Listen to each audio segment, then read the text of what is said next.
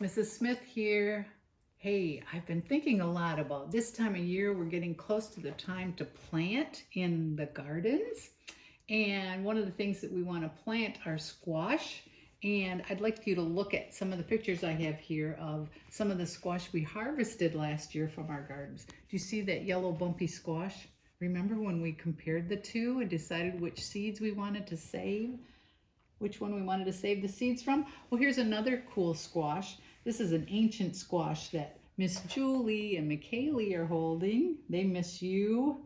And look at that cool squash. Isn't she a cute little model, modeling that squash goes all the way around her? Who do you see in the background? Yep, Mr. Jordan. He misses you too. And there's a nice zucchini squash. Ooh, look at those big leaves. It's growing in the garden. And some bumpy, delicious summer squash. Look at, there's another ancient squash growing in the garden. Look how big that is. And look at her face. She just harvested that giant, bumpy summer squash. I've got a fun story for you about squash. This is such a fun story. It's called Mrs. McNosh and the Great Big Squash. Sarah Weeks wrote the story. She wrote the words, and the pictures were drawn by Nadine Westcott. Okay, here we go. Are you ready? Mrs. McNosh and the Great Big Squash.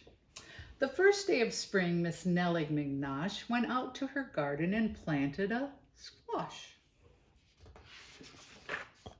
She pushed the seeds in with the tip of her toe, and the minute she did it, it started to grow.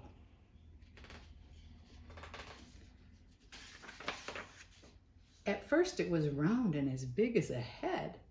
In fact, it looked just like the paperboy Fred.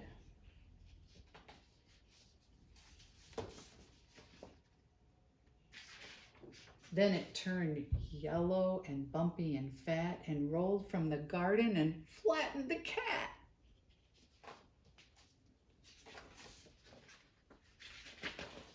It knocked over trash cans and ran over toes. It twisted the sprinkler and plugged up the hose. It crashed through the clothesline and smashed through the fence, scaring the pants off two elderly gents.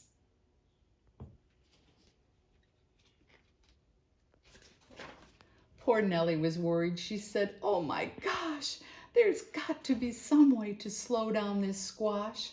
She slapped it and scolded it, pinched it and kicked it, and then she took hold of its stem and she picked it.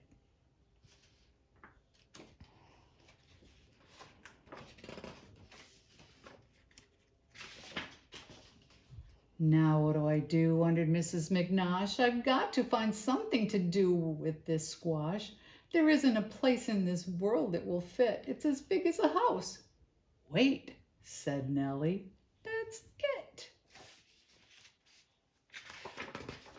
And so by the light of a big yellow moon, she scooped and she scraped with a long-handled spoon. And when the sun rose, where was Mrs. McNosh?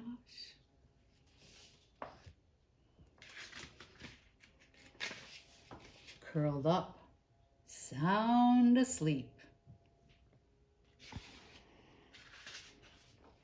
in her big yellow squash.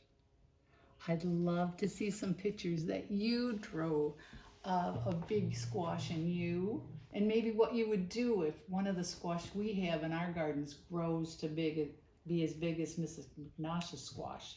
So I'd love to hear your ideas. Write me some ideas that you have, or if you could send me a picture, I would really like that. Until I see you again, this is Mrs. Smith from Hope Gardens.